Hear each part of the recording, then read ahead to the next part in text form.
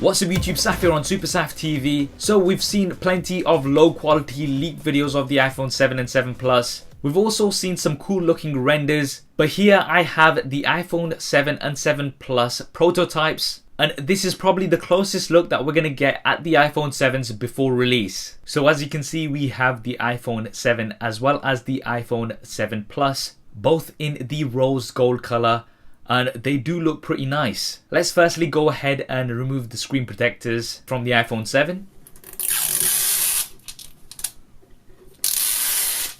And then from the iPhone 7 Plus.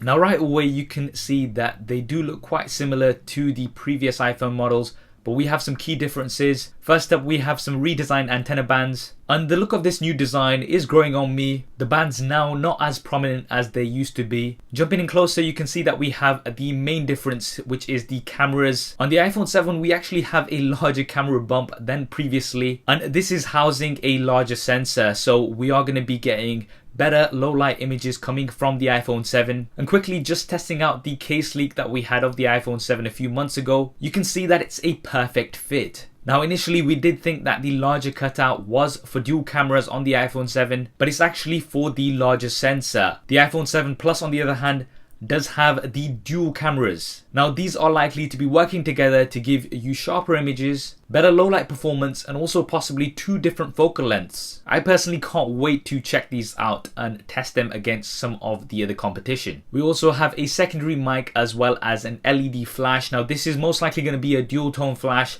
On these prototypes it looks like it's just a single. We then have the recognizable shiny Apple logos. On the bottom side of the back we have the iPhone logos as well as some information. These are most likely going to be a little bit different on the final release models. What's also interesting is that these prototypes do not have the 3-pin connectors that we've seen on certain leaks on the iPhone 7 Plus. And realistically speaking, it is looking like this year we are not going to see that 3-pin connector. This may be something that we see next year. Flipping over onto the front, you can see that they look very similar to what we've got with the iPhone 6 and 6S. 4.7 inches for the iPhone 7 and 5.5 inches for the iPhone 7 Plus. No change here really. Resolution is likely to remain the same, and we are also likely to have 3D touch as we've had before. Up top are your earpieces as well as the 5 megapixel front facing cameras, which are also going to be slightly improved, so giving better low light performance. Now on the bottom side of the front we have the Touch ID sensors.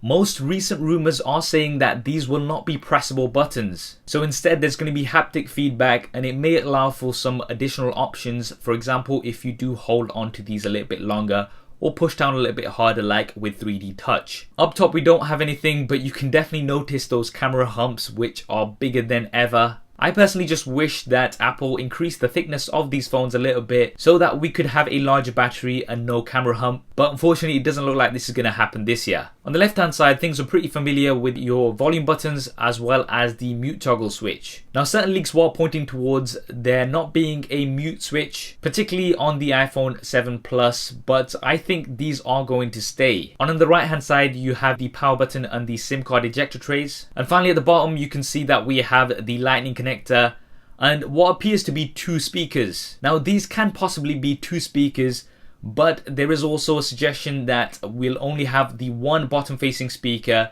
and the other grills are for the microphone. Now the key thing here is that there is no headphone jack, and this is all but confirmed, so you're either going to have to use Bluetooth headphones with a lightning connector, or use a lightning connector to 3.5mm headphone jack converter. Whether this will be included in the box or not, that we'll have to wait and see for. So there we have it, an unboxing and a very close look at the iPhone 7 and iPhone 7 Plus prototypes. Now this is probably the closest look that we're going to be getting at the new iPhone 7s before the launch next month, and that's likely to be on the 7th of September, with the release following in the coming weeks. What do you think of the iPhone 7 and 7 Plus? Do drop me a comment below and let me know your thoughts. I hope you enjoyed this video and found it useful. If you did, then please do hit that thumbs up button for me, it really does help me out. And if you haven't already, then be sure to subscribe.